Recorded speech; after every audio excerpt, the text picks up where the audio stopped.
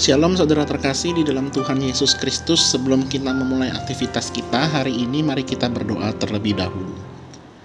Tuhan Yesus, kami berterima kasih setiap hari karena kami diberikan kesempatan untuk bangun di pagi hari ini. Kami bisa bernafas dan merenungkan firman Tuhan. Itu adalah anugerah yang tidak terkira bagi setiap kami. Terima kasih Tuhan. Di dalam nama Tuhan Yesus kami berdoa. Amin. Pada pagi hari ini kita akan membahas sebuah tema, yaitu menjaga hati dari ketamakan, yang terambil dari firman Tuhan dari Yehezkiel 45 ayat 18 sampai Yehezkiel 46 ayat 24. Namun saya hanya akan membacakan dari pasal 46 ayat 16 sampai 18. Demikian firman Tuhan. Ayat 16. Beginilah firman Tuhan Allah, kalau raja itu memberi sesuatu pemberian dari milik pusakanya kepada salah seorang anaknya, maka itu menjadi kepunyaan anaknya, dan milik ini menjadi pusaka mereka. Kalau ia memberikan pemberian dari milik pusakanya kepada salah seorang hambanya, maka itu menjadi kepunyaannya sampai tahun kebebasan. Lalu harus kembali kepada raja itu, hanya anak-anak raja itu boleh mewarisi milik pusakanya. Dan janganlah raja itu mengambil sesuatu dari milik pusaka rakyat, sehingga mereka terdesak dari miliknya, hanya dari miliknya boleh ia mewariskan kepada anak-anaknya, supaya jangan seorang pun dari umatku didesak dari miliknya. Sedemikian jauh pembacaan firman Tuhan, mari kita merenungkannya.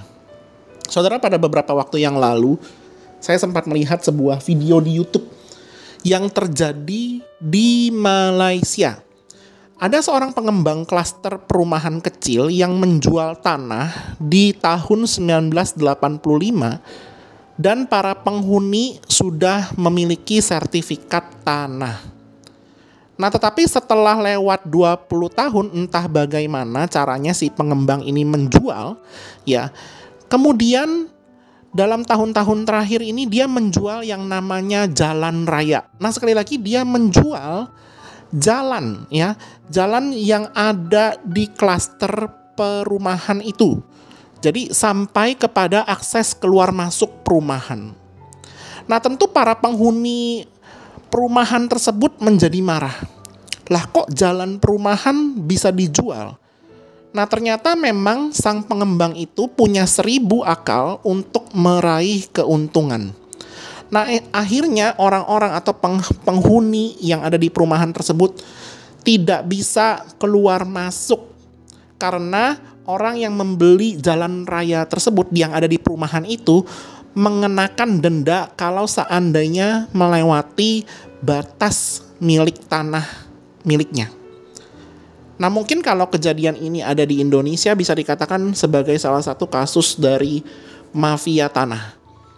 Makanya orang-orang yang berusaha meraih keuntungan dengan jalan yang salah itu dinamakan memiliki hati yang tamak.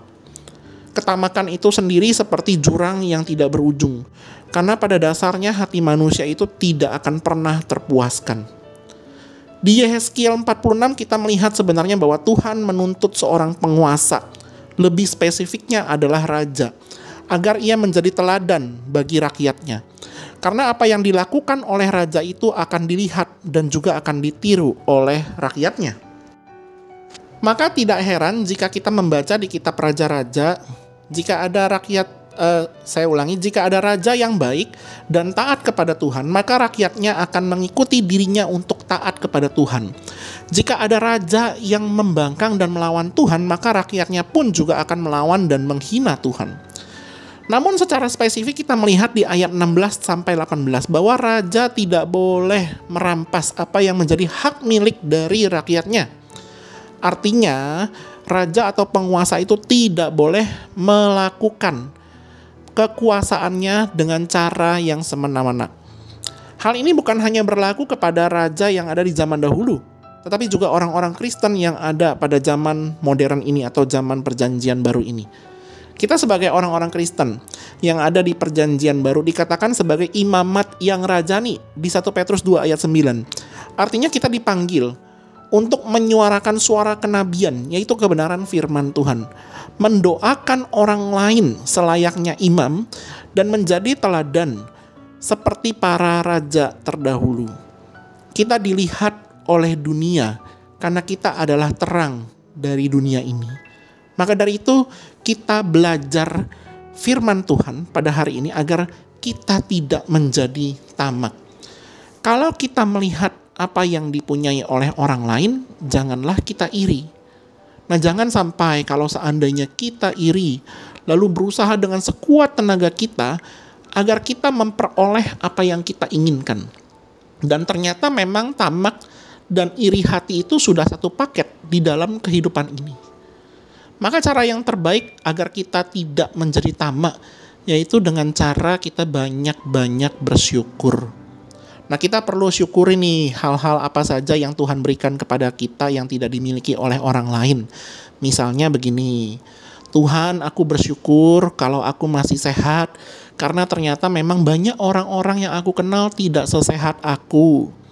Atau, Tuhan, aku bersyukur kalau aku masih diberikan kecukupan, sekalipun tidak kaya, karena memang ternyata ada banyak juga orang-orang yang finansialnya tidak seberuntung aku.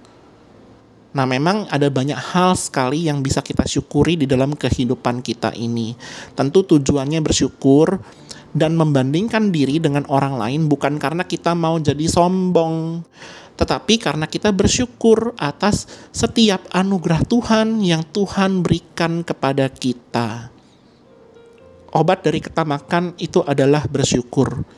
Ketamakan akan membuat orang menjadi ambisius, dan tidak sedikit loh, orang yang ambisinya tidak tercapai menjadi stres dan bahkan bisa menjadi gila.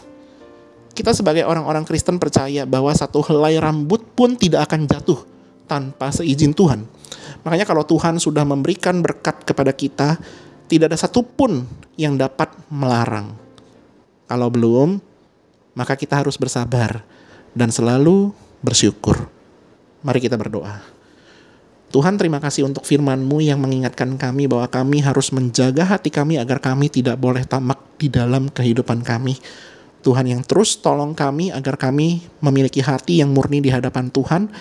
Ajarkan kami agar kami menjadi murid Kristus yang selalu memancarkan terang Kristus di dalam dunia ini. Terima kasih Tuhan, pimpinlah juga untuk aktivitas kami sepanjang hari ini. Di dalam nama Tuhan Yesus kami berdoa. Amin.